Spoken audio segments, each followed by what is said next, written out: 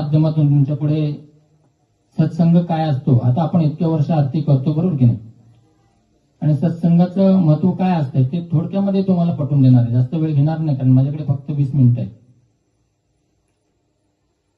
महत्वाचा विषय असा असतो की आपण इतक्या वर्षापासून या ठिकाणी सत्संग करतो बरोबर की नाही.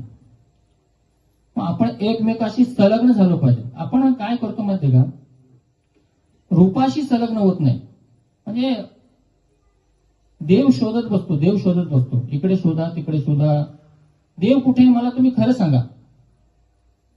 कोणाला माहिती आहे देव कुठे आहे? कोणाला माहिती आहे बसलेल्यांच्या मध्ये? मला सांगा. संवाद आहे बरं का, आपलं काय भांडण नाहीये. कोणाला माहित असेल तर सांगा.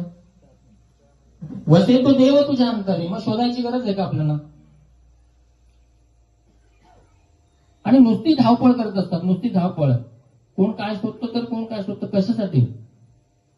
संत तुकाराम महाराजांना तुका विष्णू नाही तुझ्या काय उपमा दिली? विष्णू आणि तुकाराम एकच आहे दोन्ही पण. मग त्यांनी काय केलं? देव शोधत बसले का? भंडारा डोंगरावर जाऊन काय केलं? खायचं पैसोनी करायची आवड यानंतर आळ